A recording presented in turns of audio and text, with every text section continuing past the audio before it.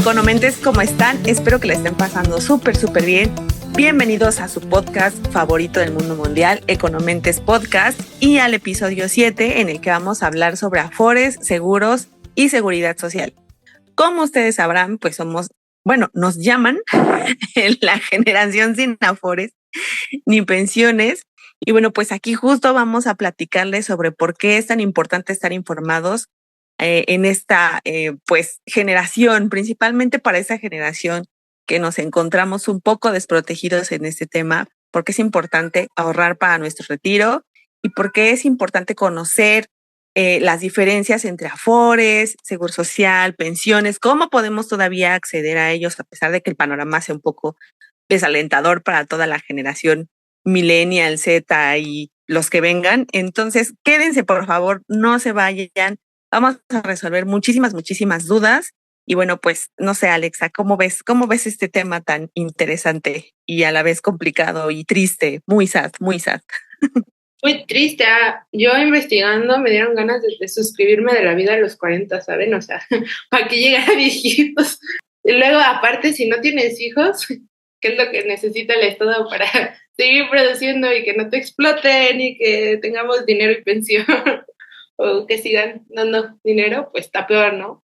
Está bien feo esa parte de cuando en TikTok o en redes sociales en general, tú opinas al respecto de que ya no quieres ser mamá, ya no quieres ser papá y te empiezan a decir, pero entonces ya no vas a tener quien sostenga la economía del país en el futuro. Y entonces es como de, bro, tampoco voy a tener un hijo para que viva mal, ¿no? y para que yo viva bien, porque pues eso también es egoísmo, pero bueno.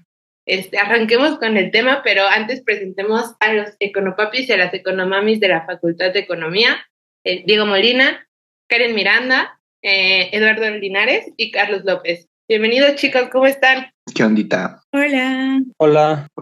Y no nos olvidemos de nuestra socióloga favorita, Sofía Camacho, de la Facultad de Estudios Superiores Acatlán. Hola, ¿cómo están? Bien, muchísimas gracias, Sofía. Y también de nuestra abogánster de la Facultad de Derecho, Alfredo Ruiz. Hola, Alfredo, ¿cómo estás? Hola, muy bien. Feliz de participar en un episodio más. No tanto por el tema que vamos aquí a conversar, porque el panorama no es muy alentador. Pero aquí también tendremos consejos y esperemos que en algo puedan ayudar a tener un retiro, si no cuantioso, un retiro digno. Mínimo. Pero bueno, arranquemos con el tema. ¿Qué te parece, Sara, si iniciamos por desglosar un poquito de qué es esto de la seguridad social? ¿Sabías que en 1943 se emitió la ley del seguro social? Híjole, no, la verdad es que no sabía esto de ni siquiera de dónde había surgido como este tema de la seguridad social en México. Exactamente porque, como bien mencionaste, mi plan de retiro es el fin del mundo. Y yo creo que el plan de retiro de toda la generación es que se acabe el mundo, ¿verdad? Pero bueno, tenemos que contarles a los econometes qué es la seguridad social, y de acuerdo con la Organización Internacional del Trabajo, la seguridad social es la protección que una sociedad proporciona a sus individuos y a sus hogares para asegurar el acceso a la asistencia médica y garantizar la seguridad del ingreso, en particular en la etapa de la vejez. Por eso digo que es mejor que nuestro plan de retiro sea el fin del mundo, pero como muy probablemente el mundo no va a ser tan bueno con nosotros, los chaviza y no tan chaviza, es importante que tengamos un poco de conocimiento sobre de dónde surgió la seguridad social en México y cómo nos podemos apoyar para llegar a viejitos, como bien dijo Alfredo, de una manera digna. Solo el 20% de la población mundial tiene una cobertura adecuada en materia de seguridad social, imagínense. Entonces, no sé cómo se van a poner las cosas en el futuro si de por sí ya estaba como medio feo en la época de nuestros papás. Y si se siente una culpa bien fea cuando nos dicen, es que a tu edad yo ya tenía seguro social, casa, hijos, trabajo, auto, y es como, wow, espérate, boomer, o sea, no manches, ni siquiera vamos a tener pensión. Entonces, híjole, ¿cuántas cosas han cambiado desde esa fecha hasta ahora, no, Alexa? Claro que sí, y aparte ni siquiera nos va a tocar ser viejitos en el sexenio de AMLO, que por lo menos les daba ahí una lanita, pero bueno, nos tocará sobrevivir con el Afore, sí, o con el plan de retiro personal, sí.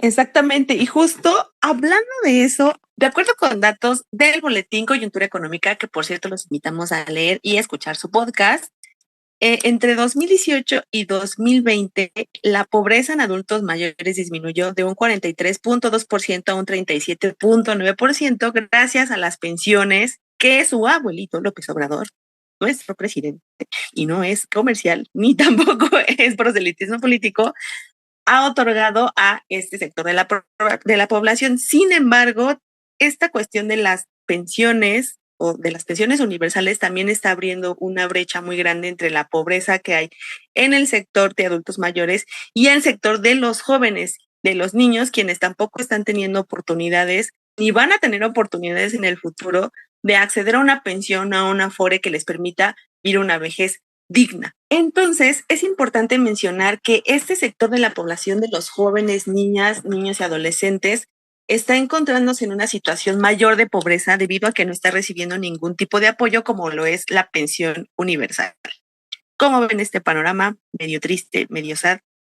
Sí, de hecho, yo concuerdo mucho justo con lo que estás diciendo, Sara. Yo creo que el problema del retiro o del fondo de retiro para el futuro, para la vejez, si vemos su problema de raíz, es claramente un problema que se ha dado en las últimas décadas, pero es una cuestión de las finanzas públicas. O sea, muchas personas se preguntan, ¿qué es el Afore? ¿Para qué sirve el Afore? ¿O de dónde viene el Afore?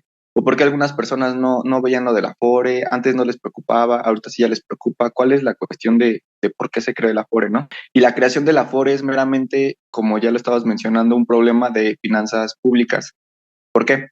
Porque, mira, la seguridad social, justo como también ya lo dijiste, es un derecho, o sea, y yo estoy seguro que ahorita Alfredo va a hablar más sobre el derecho que tenemos sobre la seguridad social. Es un derecho a que seamos íntegros, a que tengamos bienestar, a que tengamos salud, tengamos ingresos, etcétera, tanto de niños como adultos, como de adultos mayores, etcétera.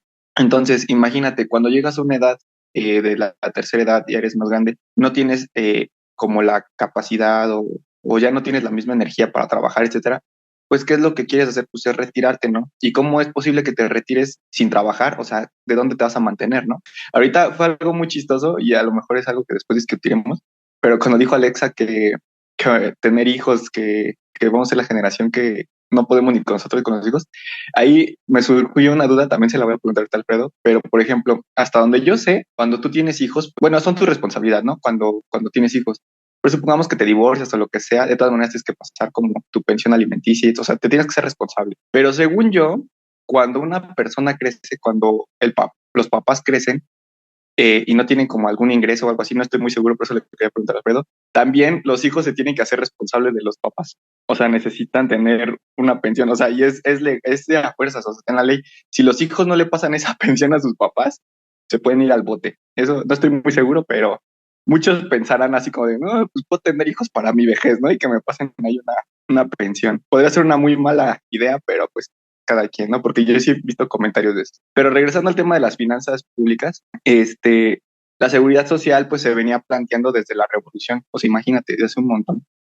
Desde principios del siglo pasado se viene planteando la seguridad social, sobre todo pues por la idea de los trabajadores, de la democracia, la libertad y todo esto.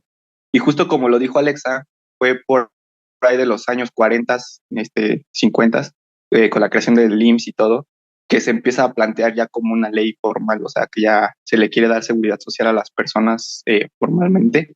Sobre todo, y esto tiene que ver mucho con la historia, recordarán que en los años 40, los años 50, México estaba pasando por un goce que le llamamos la época de oro, le llamamos el milagro mexicano, ¿no? En donde México estaba súper bien en las finanzas, o sea, tenía para repartir, el petróleo estaba todo lo que daba, el mundo estaba en guerra, estaba la Guerra Fría, etcétera. Entonces, México exportaba muchísimo y le iba súper bien, ¿no? O sea, estábamos a punto de ser primer mundo. En ese sentido, pues el gobierno se atrevió a decir, ok, tenemos mucho dinero, tenemos todo, y por cuestión de votos y pues, cuestión de muchas cosas, pues empezó a implementar leyes para la seguridad social, pero global. O sea, los trabajadores no tenían que hacerse responsables prácticamente de nada y simplemente trabajando, al retirarse, pues iban a tener una buena pensión, ¿no? Iban a tener un buen retiro, pero porque las finanzas del país en ese momento se lo permitían. Pasan los años, el declive del milagro mexicano viene, por ahí de los años 70, empiezan las crisis del petróleo, empiezan muchos problemas de deuda, se emite mucha deuda, bueno, se hace mucha deuda en el país, etcétera. y las finanzas pues ya se dan cuenta de que no alcanzan para las pensiones, ¿no? Pero aún así lo siguen haciendo, o sea, dicen, ok, no se las podemos quitar. Ese es el problema, y como dicen con lo de AMLO, ¿no? De que da las pensiones.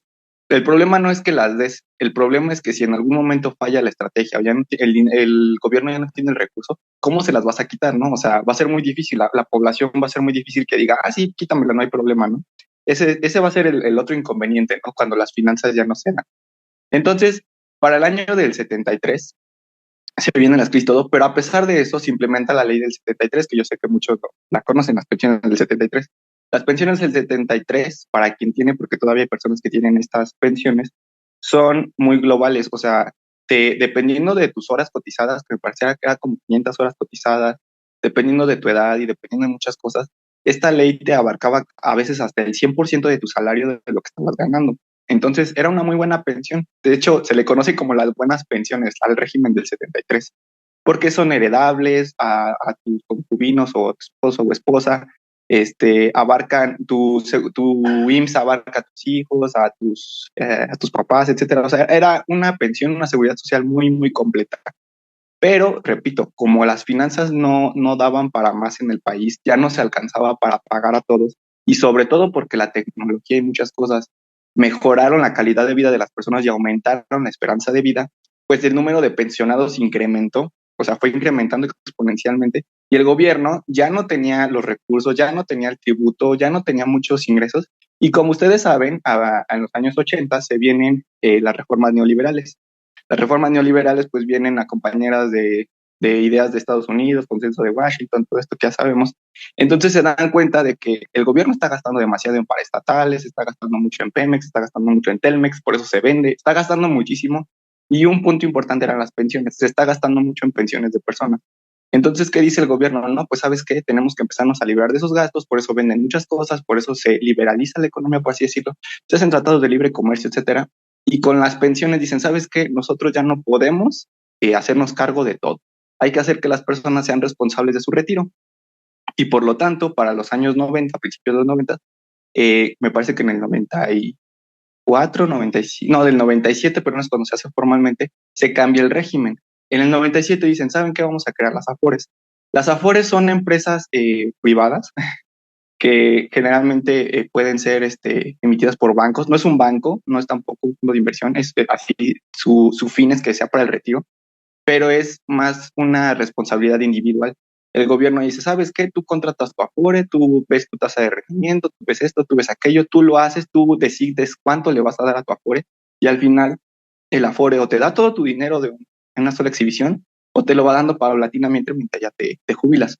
Obviamente tienen diferentes tasas y tienen diferentes rendimientos, pero a lo que voy es que ya sería responsabilidad de cada uno hacerlo, ya no es como antes. O sea, por ejemplo, a nuestros abuelos o incluso a nuestros papás o así, pues era responsabilidad total del gobierno y hacerlo del gobierno.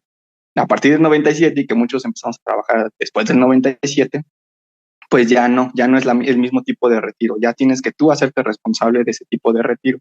Entonces, es importante hablar de todo eso porque muchas personas pues ni siquiera lo consideran o no lo ven, pero es importante que empiecen a considerar oye, tengo que contratar una Afore, oye, ¿qué voy a hacer para mi retiro? ¿Qué voy a hacer con esto? ¿No? Porque ya es responsabilidad de cada uno de nosotros. Muy brillante exposición de Diego, como siempre, una muy brillante intervención que me parece que toca varios puntos muy importantes. Respecto a las preguntas que me hacías, Diego, fueron varias, entonces voy a tratar de irlas igualmente respondiendo conforme avanzo. Si me falta alguna, espero que no haya tema en que me lo haga saber, pero quisiera partir de la exposición histórica que hacías, de cómo se dan los antecedentes de la seguridad social como hoy la conocemos en México y particularmente aplicado al tema del retiro. Porque para mí, desde un punto de vista personal, la seguridad social tiene su razón de ser partiendo del hecho de que muchas personas que formaron parte durante décadas de las filas de la clase trabajadora prestaron sus servicios efectivamente y lograron sostener la economía durante toda una vida. Entonces, esa retribución que le puede hacer el mercado, los empresarios y por supuesto el Estado, la sociedad en general, es permitirles retirarse y pasar los siguientes años de su vida con un ingreso asegurado. Pero esto no siempre fue así. Para mí el paradigma de la seguridad social podemos notar que ha cambiado a lo largo de la historia, pero ha cambiado en función del modelo económico en turno. Es decir, las fuerzas que han gobernado y la política económica que han implementado impacta en todo. Yo estudio Derecho y lo noto y lo he señalado en varios artículos que he podido publicar en este bonito proyecto, cómo la política y la política económica en turno impactan en el marco jurídico, en las leyes, porque necesitan de leyes que puedan sostener y que puedan legitimar ese modelo. Y con la seguridad social no fue la excepción. Uno de los primeros antecedentes del concepto mismo de seguridad social, curiosamente lo aportó Simón Bolívar, el libertador de América, cuando en el Congreso de la Angostura en 1819 utilizó por primera vez esta expresión al declarar que el sistema de gobierno más perfecto es aquel que produce mayor suma de felicidad posible, mayor suma de seguridad social y mayor suma de estabilidad política. Por supuesto que probablemente no se refería a seguridad social en los mismos términos que la conocemos, que es un poco más cercano al concepto que ya nos compartía Sara desde el principio. Pero antecedentes históricos de la seguridad social hay principalmente en países desarrollados. Alemania se convirtió, igual a finales del siglo XIX, en el primer país del mundo en adoptar un programa de seguro social, que fue impulsado por el entonces canciller Otto von Bismarck. En 1884, como parte del plan de Bismarck, se crea el seguro de enfermedad. Las motivaciones eran precisamente proteger a la población ya retirada y promover también el bienestar de la clase trabajadora. Ahora bien, esto creo que ahora le paso la bolita a Diego y al resto de economistas de nuestro equipo, porque ya lo señalaba yo también en otros episodios, ¿no? Hay corrientes económicas que creen que una mayor intervención del Estado es equivalente a socialismo. Más Estado es igual a socialismo. Curiosamente, Bismarck, quien era un canciller conservador, implementa la seguridad social a fin de quitarle, digamos, esta bandera de la protección de la clase trabajadora precisamente a los socialistas. Y es curioso, porque en los años siguientes a Bismarck lo tacharían de socialista, como le pasó, por ejemplo, a Franklin Roosevelt en Estados Unidos, cuando también impulsó programas de seguro social en el marco del llamado New Deal o Nuevo Trato. Sí, Alfredo, retomando lo que dices, pues básicamente las corrientes económicas que se colocan al poder en determinados gobiernos, pues influyen mucho en el tipo de enfoque que se le va a dar al gasto público sobre las pensiones, ¿no? La mayoría de pensadores o gobernantes que vienen de corrientes liberales, pues sí, enfocan o hacen mucho enfoque en que las pensiones son un gasto excesivo para el Estado. Y más que nada porque en el largo plazo, dado que la esperanza de vida va a aumentar y mayor gente va a tener que depender de las pensiones, pues cada vez el gasto público será mayor, ¿no? Entonces, en ese sentido, pues muchos gobernadores de corriente liberal pues atacan a los sistemas de pensiones, ¿no? En cambio, en otras perspectivas, pues se puede ver el sistema de pensiones como una mejora del bienestar de los ciudadanos, ¿no? Que son en su mayoría gobernantes que vienen de líneas de izquierda. Básicamente así lo podemos dividir a grandes rasgos.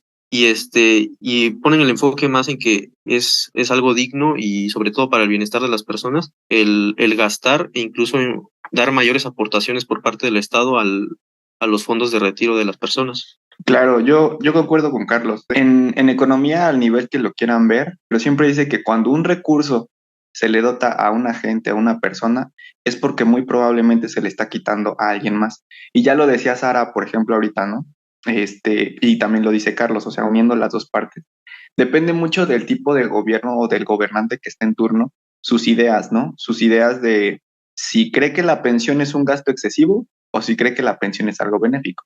En gobiernos pasados, no estoy atacando a nadie en exclusivo, pero pues se puede ver, ahí están los datos. En gobiernos pasados, pues evidentemente ellos creían que las pensiones eran un gasto excesivo. Por eso se liberalizó, por eso se hicieron las pobres, por eso, etcétera, muchas cosas. Y no es por defender ni atacar a Andrés Manuel tampoco, pero por ejemplo, pues idea de él, y también en una estrategia política, y él mismo lo dijo, yo no dije nada, él solito lo dijo de que ayudar a los pobres y ayudar a no sé quién y así te generaba buenos votos, él solito lo dijo y tiene razón. Pues es su estrategia y es su forma ¿cómo se llama? De demostrar que él no está en contra, por ejemplo, de las pensiones, ¿no? Por eso genera muchas pensiones, por eso da mucho, no mucho dinero, pero más bien en proporción del gasto es muchísimo. Y lo hemos visto en estudios que se han hecho recientemente o que hemos también tratado de hacer, en donde con el mismo gasto simplemente lo que hizo es que lo repartió de manera diferente, ¿no? Se le da mucho poder a las pensiones, en proporciones mucho a las pensiones, a las becas, etcétera, pero recortó en muchas cosas también que eran importantes, ¿no? Y mucha gente podrá decir, está bien, está mal, incluso un economista podrá decir, está bien que se le dé dinero a la gente, ¿no? Porque había literal economistas que decían, regálale dinero a la gente para que vaya y gaste y eso genera consumo y eso hace el multiplicador y bla, bla, bla, y eso genera más crecimiento económico, ¿no? Puede que pase, puede que no, dependiendo de la corriente.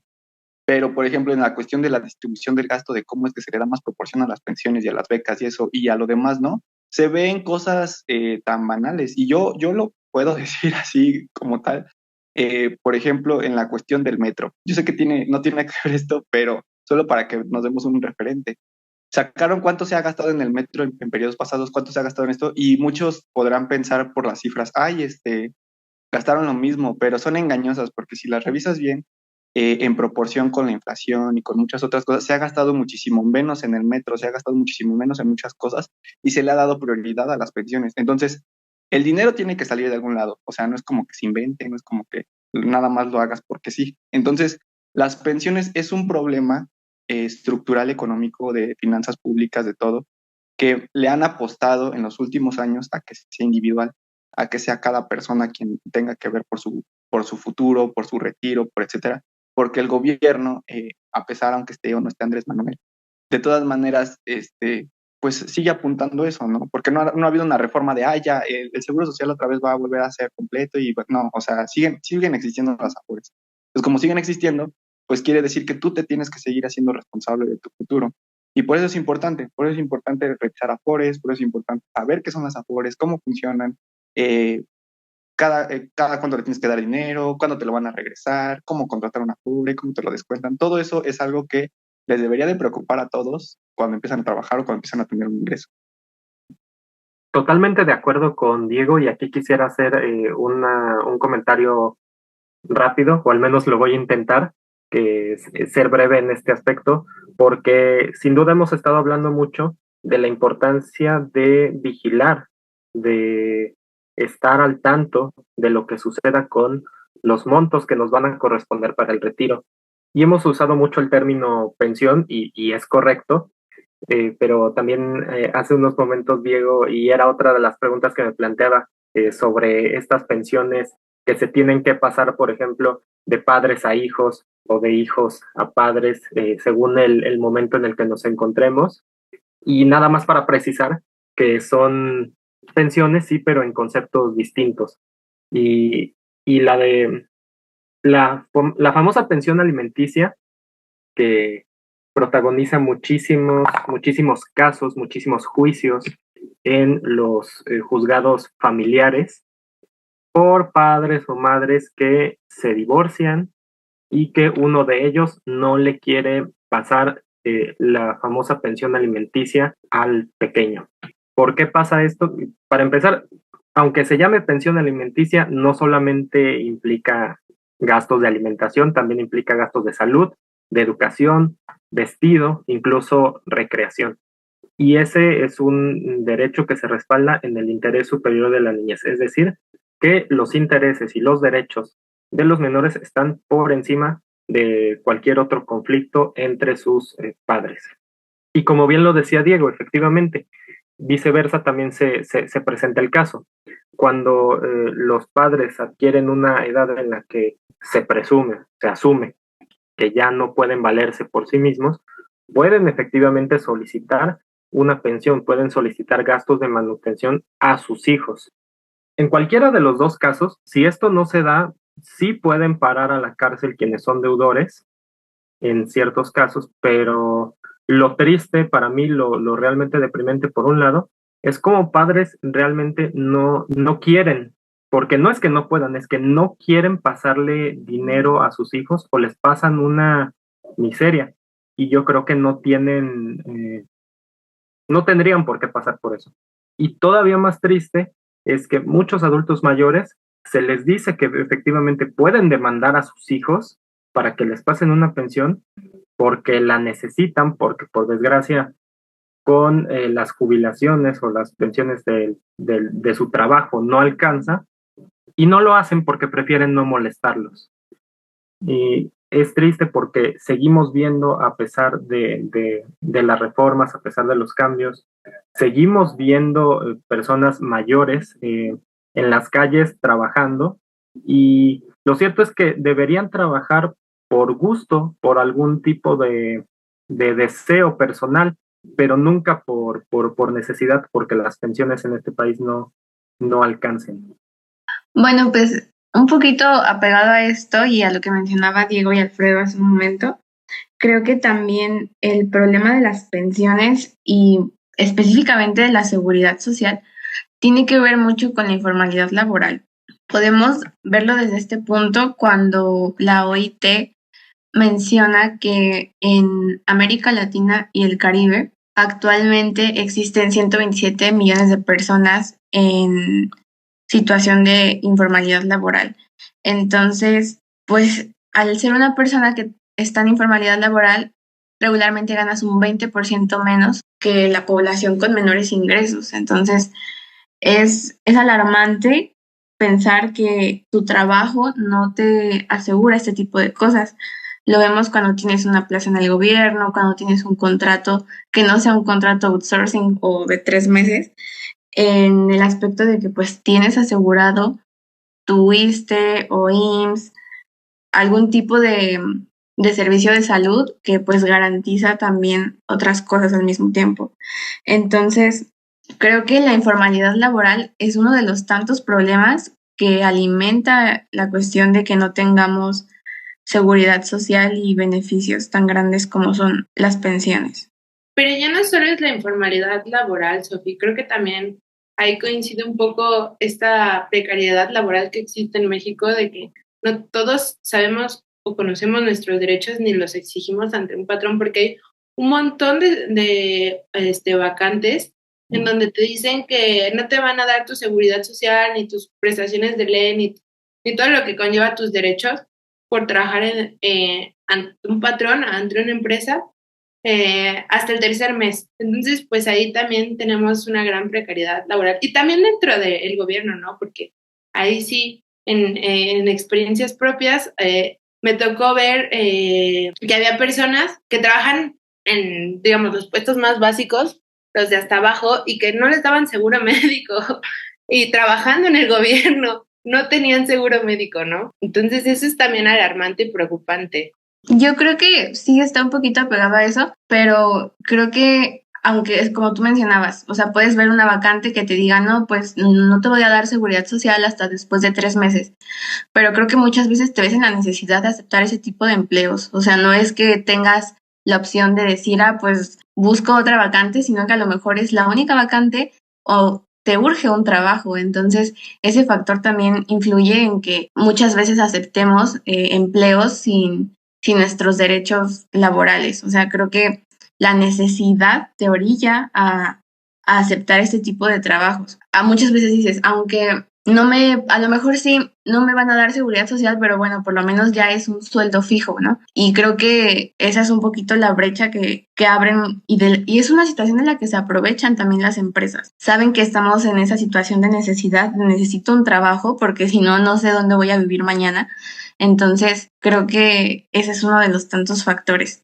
Por supuesto que sí, o sea, no negamos esta parte de la necesidad y de las condiciones materiales, pero también es un punto a considerar cuando hablamos de todos estos temas, ¿no? Sí, justo, o sea, muchas veces no sé, por ejemplo, cuando tú estás sindicalizado en alguna empresa, es un poquito más fácil acceder a este tipo de cosas, pero a lo mejor cuando no tienes ni siquiera un contrato, a mí me tocó trabajar sin contrato en el gobierno, entonces trabajas sin contrato, sin aguinaldo, sin vacaciones y por la necesidad lo aceptas. Sí, creo que algo que dijo Sofi que se me hace muy importante es que justo, bueno, ahorita Sofía hablaba de los sindicatos, ¿no? O sea, el como tener derecho a una pensión, a un afore, a un retiro digno, pues es un derecho laboral que hemos peleado, o sea, peleado históricamente por él, como lo han sido las vacaciones. Entonces, se me hizo muy importante también lo que dijo Sofi justo de los sindicatos, porque sí es cierto que sé que cada quien tendrá sus opiniones de los sindicatos, no son muy queridos, creo, en general, pero sí es cierto que son movimientos que han ayudado a proteger los derechos laborales a lo largo de la historia de México.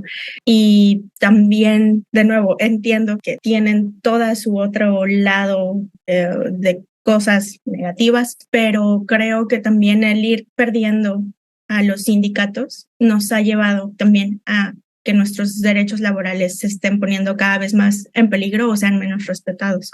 Sí, Karen tiene razón, o sea, obviamente no todos los sindicatos hacen bien sus cosas. Antes yo creo que tenían hasta otra filosofía, ¿no? Porque sí eran como muy de ayudar al trabajador y eso, pero, por ejemplo, yo también es que todos se corrompen al final. Y en los últimos años, yo sí he escuchado cosas bien turbias que hacen los sindicatos, ¿no? Pero bueno, eso es un tema ya aparte. Regresando al tema de un poquito de las afores, de cómo ya es que es nuestra responsabilidad en cuanto, y que es un derecho. Pues sí, o sea, antes se pensaba mucho eso, que en realidad la seguridad social era un derecho de todos y por lo tanto, pues el gobierno se hacía cargo, ¿no? Como dice Alfredo, un gobierno interventor, pero porque la corriente económica así lo manifestaba o era el mainstream, ¿no? Como le decimos en ese momento. Después, pues no, después fue totalmente, cada quien se hace cargo de sus cosas y ya. Y entonces el Afore, más o menos para que tengan una idea cómo funciona, tú trabajas, ¿no? Y supongamos que no tienes un trabajo red flag, como el que ya mencionaron, que no te da prestaciones, que te pagan en un sobrecito, que no te quieren meter al IMSS, que no, que tu contrato, que no esperen mucho de esos trabajos, de verdad, o sea, yo diría que no. Muchas veces la informalidad le llamamos como de, ay, las personas que están en el tianguis, ¿no? Las personas que están en el mercado, que venden en la calle. Pues sí, es informalidad al final de cuentas. Pero el grueso mucho de la informalidad, que en realidad son empresas, patito, o sea, de esas empresas que se ven bonitas y todo, pero en realidad no te dan prestaciones, no te dan IMSS, no te dan todo. Y yo sí he trabajado en una de esas. Spoiler, fue un call center. Entonces, ese tipo de empresas también, o sea, no esperes mucho de seguridad social de ese tipo de empresas. El punto de que imaginemos cosas chidas, como dice Chicharito, que estás en una buena empresa que te da todo eso, que sí te da la seguridad social y todo. El Afore más o menos funciona en el sentido de que, bueno, tú vas a ir a checar Afores, ¿no? Hay unas muy destacadas en México que te ofrecen tasas, son muy transparentes, ¿no? Entonces, tú checas, incluso hay páginas del gobierno donde puedes revisar, revisa su tasa de rendimiento. La tasa de rendimiento quiere decir, generalmente, yo como les dije en el episodio pasado no, o en el antepasado, que las tasas generalmente son anuales, ¿no? O sea, son cada año. Entonces tú checas su tasa de rendimiento. Eso quiere decir que el dinero que tú le des, la tasa va a estar a ese año más o menos. Y estas tasas van cambiando obviamente por la tasa de interés referenciada del Banco de México, por muchas cosas, ¿no? Entonces, tú decides cada cuánto le quieres dar. Hay pagos mensuales, bimestrales, creo, hay cada 6 meses. Tú decides cómo le vas a ir metiendo y cuánto le vas a estar metiendo. Independientemente de lo que tu patrón le dé al IMSS y cosas así, hay una de aportación voluntaria. Tú le vas a ir dando a la Afore o vas a ir la aportación que tú creas. Al final del periodo, al final de cuando termines de trabajar, por así decirlo, el Afore te va a decir, ¿sabes qué? Tú ahorraste esto y más tus intereses fue esto, menos la comisión. También la comisión la tienes que checar. La comisión es lo que te va a cobrar el Afore por hacer todo eso, ¿no? Porque pues es privada y necesita tener dinero. Entonces, al final tienes tu fondo ahorrado más tus intereses, menos el cobro que te hace el Afore por el manejo de la cuenta. Y ahí tú decides. El Afore generalmente te lo maneja en dos formas. Te dice, ¿sabes qué? En todo este tiempo tú ahorraste 7 millones de pesos, por decir una cantidad, ¿no? 7 millones de pesos. ¿Qué quieres? ¿Quieres que te dé tus 7 millones de pesos y ya tú y yo ya quedamos bien? ¿O prefieres que de esos 7 millones los sigamos invirtiendo y yo te doy una, ¿cómo se dice? Te doy pues tu mensualidad, ¿no? Que las mensualidades, siendo muy honesto, pues llegan a ser más o menos chiquitas. Y digo más o menos porque a comparación del régimen del 73, pues no manches, o sea, por eso se le dicen las buenas pensiones, porque en las buenas pensiones te daban casi lo que estabas ganando, o a veces hasta un poquito más. Entonces, aquí el problema es que pues dependerá del tipo de ahorro que tengas. Y esto va muy de la mano con lo que dice Sofi. Porque imagínense, ya lo habíamos dicho en los capítulos pasados, dijimos que primero que nada necesitas tener liquidez, después necesitas tener ahorro y luego las inversiones. Supongamos que dentro de tus inversiones un monto se va a las afores, pero como ya lo habíamos dicho, o sea, hay muchas personas que viven al día, ¿no? O sea, hay personas que no les alcanza con lo que ganan. ¿Ustedes creen que realmente les va a alcanzar para andar pagando una afore? ¿O para cada mes estar pagando eso? ¿O para estar pensando en su futuro? Que yo sé que deberían de hacerlo, yo sé que deberían de, pero pareciera que la afore a veces, o en muchos de los casos, más allá de un derecho de la seguridad social, como ya lo habíamos planteado, es un privilegio. Y eso está bien feo, ¿no? Porque entonces pasamos de un modelo en donde era un derecho a pasamos a un modelo en donde ya es un privilegio. Tú tienes que tener la solvencia económica, tú eres responsable, tú tienes que tener la solvencia para pagarte tu afore, para pagarte tu retiro. Pero ¿qué pasa si no te alcanza? O sea, ¿qué pasa si con lo que ganas apenitas si te alcanza para estar tablas al día, ¿no? O al mes. Pues no vas a tener para el afore, lo menos que vas a estar pensando, pues, ay, voy a pagar un afore, no. Entonces, yo creo que ese es uno de los grandes motivos del por qué la gente no se involucra tanto en el afore, así como no se involucran tanto en las inversiones porque no saben y no saben porque no tienen ese excedente que les permite invertir. Es casi lo mismo con el afore. Muchas de las ocasiones, y lamentablemente, no tenemos el excedente como para andar pagando el afore. Pero si lo tienen, pues qué bueno y ojalá lo aprovechen. Sí, complementando un poco con lo que dice Diego, en este caso, el Afore se encarga de invertir a grandes rasgos los ahorros de las personas en diversos instrumentos financieros, pues con la finalidad de que dichas personas puedan asegurar su futuro. Pero algo que no se ha mencionado es que si las cuentas de las Afores están inactivas durante un cierto periodo de tiempo, estos ahorros pueden ser confiscados por el gobierno. Las comisiones y tarifas también de dichas Afores pueden reducir los rendimientos de los ahorros de las personas. Y como ventajas, pudiéramos decir que el Afore, digamos que ofrece una protección o le hace frente a la inflación, ahorita en cuestiones que tenemos inflación pues alta, y pues digamos que los ahorros de las Afores no están grabados con impuestos hasta que se retiren. Entonces esto quiere decir que los ahorros crecen, pero pues no se ven afectados por los impuestos. Chan, chan, chan, chan. Ay, está bien denso, chicos. Este asunto de las Afores me dio mucha tristeza porque sí es cierto, es una realidad que en México se vive al día. Bueno, no solo en México, en muchos países de Latinoamérica, y que es difícil conseguir un excedente y luego todavía es más difícil multiplicar ese pequeño excedente que logramos tener, ¿no? Pero bueno, volviendo al tema, la institución que se encarga de todas las Afores en México es la CONSAR, y de hecho para checar todo este asunto de los rendimientos en internet lo pueden hacer. Pueden irse al buscador y poner indicador de rendimiento neto y ya buscan ahí que en la página se de la CONSAR y dan clic, que bueno, yo lo hice y salió la primera respuesta y ahí pueden verificar cuánto les van a dar de rendimiento, que lo que yo vi al día de ayer, que fue 19 de enero del 2023, es que estaban al 7% los rendimientos. También yo no sabía, pero ahora sé, y les comento para que sepan que ustedes se pueden cambiar de Afore,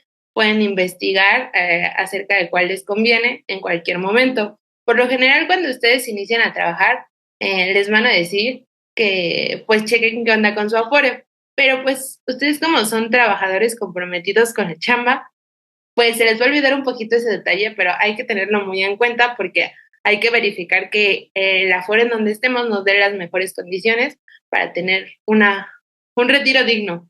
En este caso, ustedes pueden cambiar de Afore cuantas veces quieran, pero lo más recomendable es que traten de quedarse en un Afore y, o sea, como dice Eduardo, los rendimientos de las Afores pueden variar y hay momentos en donde los rendimientos caen y lo mejor es, o sea, si el rendimiento cae en tu Afore, pues considera que esto no va a ser para toda la vida, o sea, puede volver a subir y no es momento de que saques tu dinero y lo cambies, porque ahí puede haber una pérdida de lo que ya tengas, ¿no? Y las Afores, pues no son el único recurso para ahorrar para tu jubilación. También está el plan personal de retiro, que ese ya es muy personal y es, o sea, cosa de que tú te organices y apliques tus conocimientos de inversión, ¿no? Pero pues eso ya es un plan más pro para personas más privilegiadas, ¿no? Tal vez. Pero pues ahí están las herramientas y ya será cuestión de que cada quien elija y decida.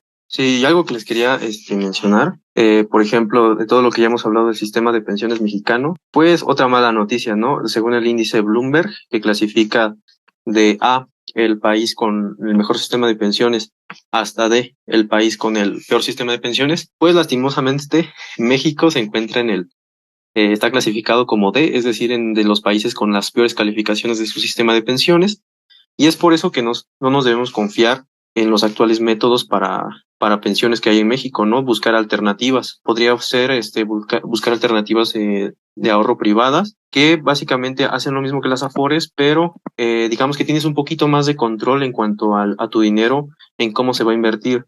Por ejemplo, estaba checando algunos planes de algunos bancos y te mencionan que tienen planes desde para riesgo bajo hasta riesgo moderado agresivo, básicamente, para que tú veas así el retorno de tus inversiones. Obviamente te otorgan también exenciones fiscales por algunos montos, algún monto del ingreso, y te incluye el seguro de vida, y sobre todo esa parte de que cuando el titular de la cuenta fallezca, supongo que lo hacen todas las Afores, todos los recursos o montos generados en las inversiones o ahorros van a pasar a ser de la familia del fallecido. Entonces sí, economentes, pues no nos confiemos en el sistema de pensiones actual en México y busquemos alternativas. O sea, de eso se trata. No se trata de agüitarnos, sino de buscar alternativas. Buscar soluciones, dirían por ahí, ¿no?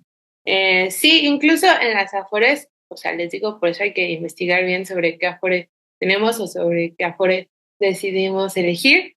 Hay algunas, creo que había dos, no lo han mencionado, pero las Afores, o sea, son 8 Afores que existen en México. Una de ellas es del gobierno, una es del gobierno y la iniciativa privada, y las otras 6 son de la iniciativa privada.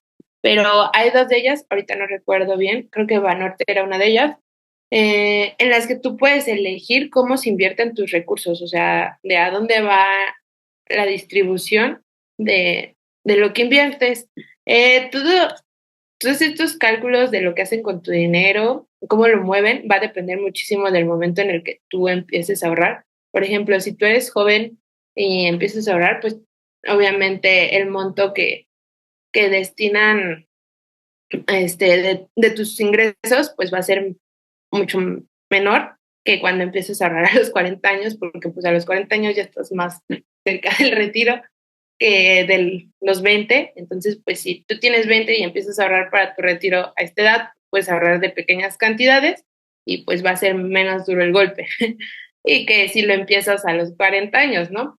Y por otro lado, también las inversiones que hace la Afore, si tú no lo inicias a los 20, va a ser de menor riesgo, o sea, ahí va a ir incrementando tu dinero. Y que si lo inicias cuando tienes 30, 40 años, que pues el Afore, como tú ya quieres casi retirarte, pues vas a empezar a ser más agresivo y pues va a empezar a invertir en cosas más riesgosas. Pero pues igual ya es cuestión de cuando tú elijas y de buscar otros elementos o recursos o herramientas. Yo quisiera, antes de avanzar en las brillantes intervenciones que están teniendo mis colegas, y rescatar un poquito de lo que se habló sobre el Instituto Mexicano del Seguro Social, porque a la par del IMSS también está el Instituto de Seguridad y Servicios Sociales para los Trabajadores del Estado, que es el ISSSTE, que también gestiona, como lo indica su nombre, las pensiones de trabajadores que le sirvieron al Estado mexicano en sus diversas instituciones, porque, bueno, yo trabajo en el Tribunal Federal de Justicia Administrativa y recibimos una cantidad impresionante de demandas contra el ISSSTE, no propiamente en las que se controvierta el derecho que tienen estas personas ya mayores de edad por el derecho a su pensión, el derecho a sus pensiones está reconocido en estos casos. De no ser así, la controversia no sería ante nosotros como tribunal administrativo, sino ante un tribunal laboral como los que se han implementado a partir de la reforma de 2019 en materia de justicia laboral, sino que en estos casos se controvierte que en este caso el ISSSTE no ha calculado correctamente los montos de estas pensiones. Ellos lo que dicen en sus demandas es: me corresponde tal monto, pero el instituto solamente me reconoce este. En muchas de sus demandas, bueno, no propiamente ellos, sino sus abogados, nos hablan de una violación a derechos humanos. Y creo que es verdad. Personalmente creo que es verdad que la seguridad social es un derecho humano que se viola en estos casos cuando no hay un cálculo correcto de lo que corresponde. Entonces, como ya venían comentando, efectivamente es muy necesario poner atención de ser posible aportar de nuestro propio dinero, porque entre que no alcanza o entre que te lo calculan mal, pues sí, el panorama es fatal, pero me agrada y creo que es muy cierto lo que dice Carlos. No es efectivamente para agüitarse, hay que decir: cámara, no me agüito, y empezar a poner manos a la obra desde ahorita para podernos garantizar un retiro cada vez más digno, dentro de lo posible, por supuesto. Sí, yo sí le creo a Eduardo. Yo le creo a Eduardo por una experiencia que tuve con un familiar cercano, pero ahorita hablaré de eso. Primero quería mencionar, primero que nada, como dijo Eduardo, cómo es que las afores se hacen de más dinero, o sea, en qué le invierten, pues, ¿no? O sea, ¿de dónde sacan más dinero? Principalmente, y aquí es algo que por ejemplo, a mí en lo personal siempre me preguntan, ¿no? O sea, como de, oye, ¿qué tan bueno sea que suba o baje el peso, ¿no? Frente al dólar, o qué pasa si pasa esto, ¿no? Y así. Entonces, por ejemplo, cuando vemos tasas de interés, por ejemplo, que Banco de México anuncia tasas, cuando vemos que el peso se hizo más fuerte o más débil o así, yo siempre lo veo como que hay ganadores y perdedores. Obviamente a veces hay más ganadores, a veces hay más perdedores, o sea, las proporciones no son iguales, hay más de uno que del otro, pero pues los hay, ¿no? Hay ganadores y perdedores. En la cuestión, por ejemplo, de las afores, lo que invierten más, hasta donde yo tengo conocimiento, es en las divisas, en diferentes divisas. Tienen a su grupo ahí de inversores, bueno, de personas que están checando los mercados y dicen: mira, esta moneda ahorita está fuerte, invertimos y vale más, pues vamos a tener rendimientos. Más o menos como lo de las inversiones que hablamos en el capítulo pasado, de que puedes invertir en otras monedas y vas a generar un rendimiento, más o menos eso se dedica. Entonces imagínense, cuando el precio solo como por si ya tienes una Afore y así, y estás pensando en qué determina que yo tenga más rendimientos o que tenga menos rendimientos, va mucho de la mano con el tipo de cambio también. ¿Por qué? Porque imagínate, tú estás metiendo dinero a la Afore, ¿no? Pero tú metes en pesos. Entonces el Afore recluta todo ese dinero, un gran capital, así como lo que hacen los bancos, tienen un capital social, lo reclutan, y ellos deciden en dónde es pertinente invertirlo. Obviamente tienen personas especializadas para eso. Entonces ellos invierten, y les digo, generalmente es en divisas. Por ejemplo, si de pronto el peso tiene fuerza, o sea, que un dólar ya no vale 20 pesos, ya vale 18, y ese dinero ya lo tenían en dólares, no es que la Afore te vaya a quitar ese dinero, pero a lo mejor sí se va a ver un poquito afectado tu rendimiento. Entonces, las personas cuando piensan: ay, qué bueno que el peso esté súper bien, pues a lo mejor sí está bien, ¿no? Porque hay más ganadores, o yo qué sé, ¿no? En proporción. Pero parte de los perdedores de que el peso se fortalezca a veces, primero que nada, son los exportadores. Exportadores de mercancías mexicanas son los que pierden cuando el peso le pasa eso. Y otros son los inversionistas en divisas, en este caso las Afores. Entonces, que el peso esté súper bien, pues sí, está padre, ¿no? Pero siempre hay perdedores, siempre hay personas que van a decir: híjole, ay, ¿por qué me pasó eso ahorita, no? Y entonces imagínate, tienes tu dinero en dólares y de repente pasa eso, pues vas a tener un rendimiento bajo. Les digo, no creo que sea algo como de que, ay, ya perdí todo mi dinero de la Afore, pues no, pero el rendimiento pues a lo mejor puede llegar a ser poquito, ¿no? Entonces, por eso es importante también que estemos al pendiente de las noticias. O sea, cuando mandan noticias del tipo de cambio, de la tasa de interés, no es porque las noticias no tengan nada que decir, o sea, es porque es importante para muchas instituciones, es importante para muchas personas. Nada más hay como para que lo tengan como dato, ¿no? De que ¿en qué le invierten las Afores? Pues es en eso, en divisas. Y las divisas dependen mucho, entonces, lo que va a pasar con tu rendimiento. Eso es nada más. En cuestión de lo que decía Alfredo, de que el ISSSTE calcula mal lo que se le tiene que dar de jubilación y de pensión a las personas, sí le creo, porque también pasa en el IMSS. Y yo me metí a investigar, he visto algunos casos, y personalmente a uno de mis familiares le pasó. A uno de mis familiares lo que le pasó es que, digamos que ya se había pensionado, ya había cumplido edad, pero él es del régimen del 73, la que le decía de las buenas pensiones. O sea, que le iban a dar un monto pues, sustancioso, ¿no? O sea, iba a ser un buen monto.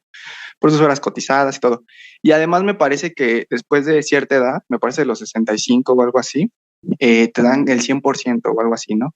Entonces, él me mostró sus hojas, en este momento no recuerdo muy bien, pero yo le ayudé a hacer el cálculo, ¿no? A partir de lo que, y no me lo inventé yo, o sea, yo a partir de las instrucciones y todo lo que decían las hojas de su IMSS, ¿no? Entonces yo dije, órale, o sea, te va a tocar tanto, ¿no? Porque ellos te lo manejan anual. Cuando tú vas a solicitar tu pensión para el IMSS o el ISSSTE, ellos te manejan el monto anual. Te van a decir, ¿sabes qué? Anual te toca esta parte. Pero pues obviamente te lo dividen en 12 meses, que generalmente estas pensiones ¿cómo se llama? Se depositan en una tarjeta pues, en una cuenta de banco que tú quieras o que tú saques. Se depositan el primero de cada mes, pero el monto que te manejan es anual. Entonces, lo que tú tienes que hacer simplemente es una división de ese monto anual entre 12 meses. Ok. Entonces, hicimos la cuenta para el monto anual, ¿no? ¿Cuánto tenía que ser el monto anual? Entonces, cuando hicimos toda esta operación, pues salió cierta cantidad. Dijimos, órale, va. Y cuando se enseñaron las hojas, en las primeras hojas que le dieron, decía monto anual de tanto. Así como yo había hecho el cálculo, dijimos, órale, padrísimo, diría mi profe. Padrísimo. Entonces, al momento de firmar los papeles, ya no estaba la misma cantidad, estaba un poquito menos. Y no por impuestos, no por nada y así, ¿no? Entonces, pues, no la quisimos hacer mucho de emoción, simplemente dijimos, oye, ¿qué onda con esto? No, o sea, se supone que era un poquito más. La verdad no era no era tanta la diferencia, o sea, no crean que eran así, un montón de dinero, no. Era una diferencia, pero que ya al momento de hacerlo mensual, pues sí se veía una diferencia como de 4,000 pesos, póngale, 4,000, 5,000 pesos, ¿no? Entonces le dijimos, oye, ¿qué onda? Pues se supone que se cotizó esto, ¿no? Y entonces sí sentí un poquito prepotente a la persona y fue como de, pues sí, pero es que ahorita el seguro social no sé qué y tiene unos gastos en no sé qué, entonces se hacen recortes y todo. Y eso evidentemente pues no se hace, ¿verdad? O sea, yo nunca vi publicado que dijeran, se van a hacer recortes al IMSS, se va a hacer, yo no vi eso, ¿no? O sea, ella lo dijo porque sí. Entonces yo le dije, ¿cómo crees? O sea, eso no creo que sea posible, o sea, que nada más porque tú dices que se va a recortar, pues se recorte, ¿no? Y entonces me dijo, pues sí, pero es que ahorita así son las cosas y eso. Y me dice, lo que pueden hacer si no les parece esta cantidad, y así me lo dijo, pues es demandar al IMSS. Pero la demanda va a tardar su tiempo, nosotros mientras le vamos a congelar, no le vamos a dar nada, y se esperan hasta que pues termine la demanda, ¿no? Y yo dije, no manches. Le dije, no, pues espérate. Entonces, haciendo como el recuento de todo y a lo mejor Alfredo ahí puede decir, no, es que a lo mejor no era tanto tiempo, pero pues yo vi que habían demandas que sí se tardaban un ratito. Y esta persona pues ya le interesaba tener su pensión, ¿no? Pues si no, ¿de qué iba a vivir? ¿Con qué iba a pagar las cosas del juicio y todo? Entonces, se puede decir que ejercieron una especie de presión para decir, esto es lo que te vamos a dar, ¿lo quieres ahorita o te esperas al juicio? Pero pues quién sabe hasta cuándo tarda, ¿no? Entonces, pues, ¿qué terminas haciendo? Pues aceptando lo que te dan. Entonces ahí yo me quedé pensando y dije, qué fea forma, ¿no? Porque esto pasa mucho en economía. Ejercer presión de decir, ¿sabes qué? Yo sé que tú lo necesitas ahorita, entonces te puedo dar esta cantidad, o te esperas hasta que pues, te pasemos toda la parte legal y todo así, ¿no? Entonces, fíjense cómo incluso en el IMSS, en el ISSSTE, cosas así, tienen sus propias mañas para que de por sí te toca una cantidad y te la reducen porque el IMSS ahorita está muy gastado. O sea, se entiende que el IMSS no tiene dinero, ¿no? Pero yo creo que no es la forma de quitarle el dinero a las personas o de hacerse de un poquito más de recursos. Porque claramente, yo que he trabajado como por cotizaciones y cosas así, claramente, a estas personas que se encargan de autorizar las pensiones, claramente si tú le dices, ¿sabes qué? Le dices a tu jefe, yo qué sé, ¿sabes qué? Hice que a esta persona que le tocaba tanta pensión, ya se la bajé y a fuerza se la bajé y hice esto. Entonces tú quedas súper bien con el jefe, ¿no? Es como, muy bien, le ahorraste tanto dinero al seguro social. Entonces, yo sí le creo a Alfredo de que pasen ese tipo de mañas, ese tipo de cosas. A veces a lo mejor el cálculo sí está mal, pero a veces a lo mejor lo hacen a propósito porque saben que ya no tienen como dinero. Entonces, el que represente, el que estar gastemos en las personas, como lo dije al principio, para el gobierno, para el IMSS, para todas las instituciones, es insostenible. Entonces, de hecho, yo me imagino que cuando llega una persona al IMSS o al ISSSTE y le dice, ¿sabes que yo soy régimen 73? Van a decir, híjole, no manches. O sea, porque saben que le tienen que dar mucho dinero. En cambio, que es alguien que no cotizó en ese régimen, pues ya es como más light, ¿no? Es como, pues no le toca tanto, pues.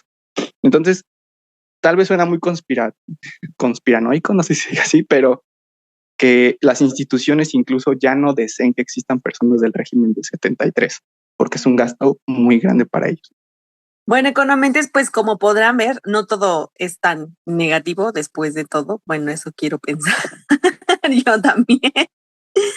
Pero justo vamos a pasar a los econotips para poder salvarnos el pellejo y para poder llegar de una manera digna a la vejez, sin que el fin del mundo sea nuestro plan de retiro, por lo menos para que no sea el mío y yo creo que el de muchos. Entonces vamos a empezar con los econotips y yo creo que uno muy importante que tenemos que tomar en cuenta, yo creo que muchos jóvenes no lo tenemos o no lo tienen en el radar, es que en algún momento tenemos que empezar a ahorrar. Muchas veces cuando tenemos nuestro primer trabajo, híjole, nos encanta hacer compras bien dementes de adulto independiente, ¿verdad? Y no nos ponemos a pensar que hay que ahorrar una parte de nuestro salario para cuando ya no podamos hacer ese tipo de compras y tengamos que empezar a pensar en medicamentos, en el bastón, en que muy probablemente si tenemos hijos pues ya habrán hecho su vida. Entonces, yo creo que un primer econotip muy importante es comenzar a pensar cómo queremos vivir esa última etapa de nuestra vida de una manera digna y pues a partir de eso, cuánto queremos ahorrar para llegar a esa etapa de una muy, muy buena manera y obviamente para recurrir a alguna de estas opciones de las que ya hablamos anteriormente. Entonces, pues vamos con los econotips de aquí de los econopapis y las economamis a ver qué otra cosa podemos hacer para, híjole, que el futuro sea mejor para nosotros. También pensando en que esperemos, digo, suena un poco esperanzado lo que voy a decir, pero se vale soñar. Esperemos que las condiciones para los adultos mayores en los siguientes años mejoren, se vale soñar, pero bueno, mientras llega ese momento, vamos a escuchar los econotips para tener un poquito más de luz en el camino. ¿Cómo ven, economamis y econopapis? ¿Qué se les ocurre que les podamos? Bueno, no es que se nos ocurra, más bien aquí seguramente ya con el conocimiento de la multidisciplina de los compañeros y las compañeras, tendrán muy buenos consejos. De suscribirnos de la vida a edad temprana. No, no es cierto. Ya. Bueno, para no terminar de suscribiéndonos de la vida temprana, pues sí empezar a pensar en nuestra Afore, no dejarlo para después, porque incluso estaba viendo que muchas personas decimos, sí, el Afore ya lo está haciendo la empresa, pues ya que se encargue ellos, ¿no? Pero pues hay trámites que nosotros debemos de concluir y está más chido que nosotros los incluyamos a una edad donde nos podemos mover, a una edad en donde nos cuesta más la movilidad, ¿no? Y no solamente hablo de que pues, con su cuerpito lleguen a ese sitio, sino que también el cómo llegar a ese sitio, ¿no? Y no volvernos viejitos castrosos detrás de las ventanillas queriendo resolver el problema que pudimos haber resuelto más bien años antes, ¿no? Pero bueno, cada quien, ¿no? Igual si en su vejez tienen tiempo para ir a quejarse y ser viejitos argüenderos, dense. Creo que un buen econotip justo, ligándolo a lo que mencionaba Alexa, es comenzar a cuidarnos desde ahora, nuestra salud, nuestra cuerpa, ¿no? Porque también sabemos que, híjole, ahorita de jóvenes nos comemos todo, nos desvelamos, consumimos el exceso, pero tenemos que empezar a pensar, ¿no? Que si queremos llegar a ese punto de nuestra vida de una manera digna, también tenemos que cuidar nuestro cuerpo. Obviamente eso implica, pues sí, ¿no? Todo lo que decíamos de las revisiones médicas. Yo sé que muchas veces, por ejemplo, el servicio de seguro social que tenemos gratuito, gubernamental, no siempre es muy bueno. Y justo también pensando en eso es que tenemos que comenzar a tener esta cultura de la prevención en lo que comemos, en nuestra forma de vida, el estilo de vida que llevamos, hacer ejercicio. Y yo creo que, de hecho, buscando en las páginas o haciendo investigación para este episodio, creo que nadie lo menciona. Son pocos o prácticamente nulos los seguros, a menos que te lo quieran vender, que te dicen que te tienes que cuidar. Y justo creo que es algo que tenemos que tener en cuenta desde que somos jóvenes, porque la verdad creemos que la juventud es eterna, pero híjole, ya llegando a los 30, muchachos, la rodilla te truena. La rodilla te truena, la cruda ya no es lo mismo, ¿no?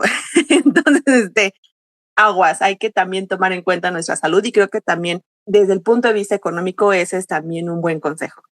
Desde los 20 ya duele la rodilla cuando va a llover.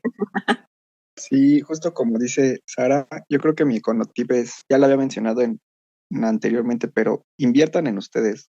O sea, inviertan en su educación, inviertan en su salud, en su futuro, en todo, porque al final, pues ustedes van a ser quienes, pues aprovechen todo eso, los que van a ser los beneficiados de todo eso.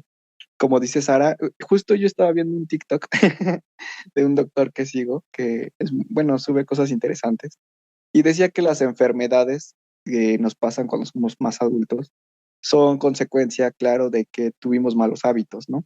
De que tuvimos excesos, de que no tuvimos cuidado, etcétera. Entonces dice que los doctores muchas veces lo que hacen es que recetan medicamentos o dan tratamientos para enfermedades que en muchas ocasiones nosotros mismos nos las generamos, ¿no?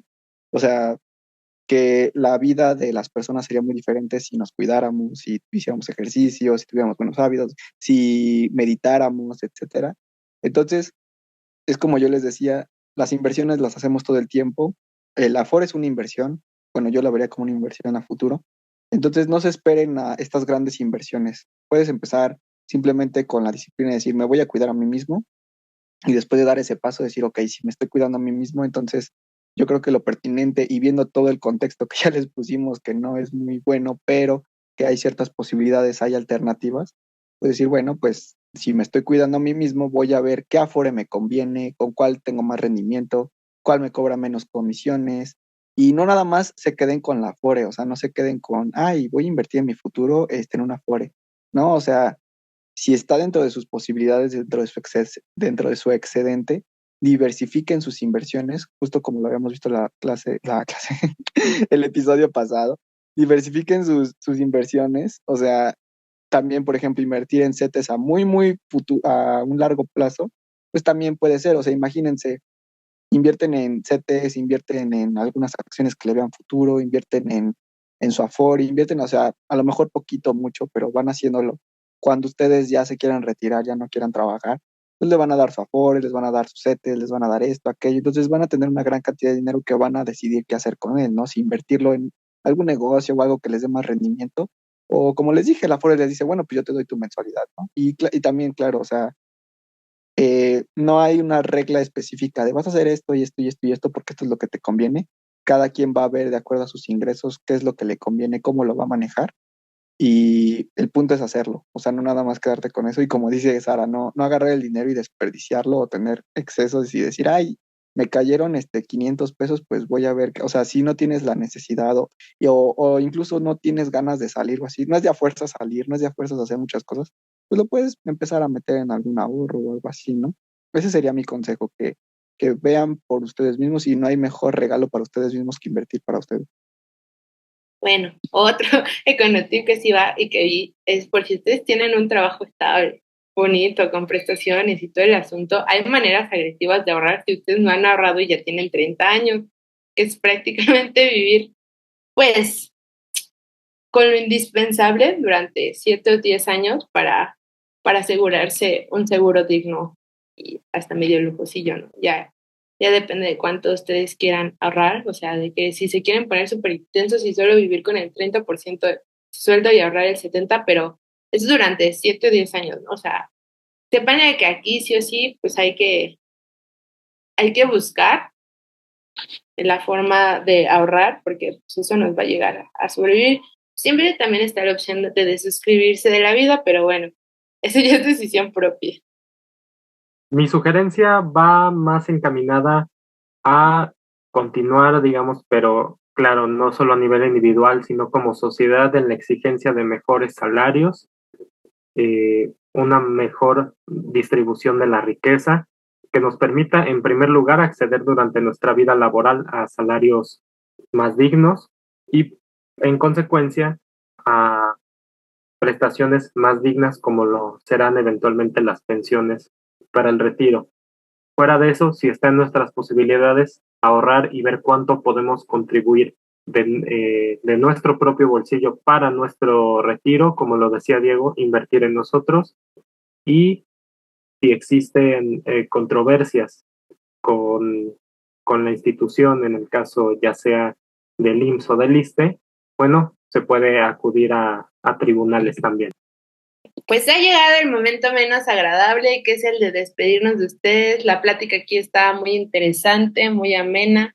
Esperamos que les haya gustado el episodio de hoy y que más que gustarles, les sea útil o entretenido, de referencia. Saben que cualquier cosa nos la pueden dejar en los comentarios. Si gustan, pueden darnos like, si no, denos dislike, pero pues reaccionen a nuestro contenido. Eso nos ayuda a saber si lo estamos haciendo bien o lo estamos haciendo mal y en qué podemos cambiarlo. También síganos en nuestras demás redes sociales. En Facebook nos encuentran como Economentes, Economía para Todos. En Instagram y en Twitter como Economentes. Y ya saben que si nos escuchan en Spotify, les recordamos que nos pueden escuchar también en YouTube. Y si nos escuchan y ven en YouTube, nos pueden escuchar en Spotify. Nos vemos en el siguiente episodio. Hasta la próxima. Adiós, chicos. Adiós. Adiós, feliz retiro. Adiós. Antes de irnos, quiero recordarles que este episodio forma parte de los resultados de los becarios del proyecto PAPIT IN 301820, Coordinación de Política Fiscal, Monetaria y Financiera para el Desarrollo Económico de América Latina, y también del proyecto PAPIT IN 305723, Panorama Fiscal y Monetario de América Latina, Desafíos y Propuestas ante la Recesión Actual, y también de los prestadores del Programa de Servicio Social, Política Fiscal Contracíclica para el Crecimiento Estable y Sostenido de América Latina, todos estos proyectos del Instituto de Investigaciones Económicas de la UNAM.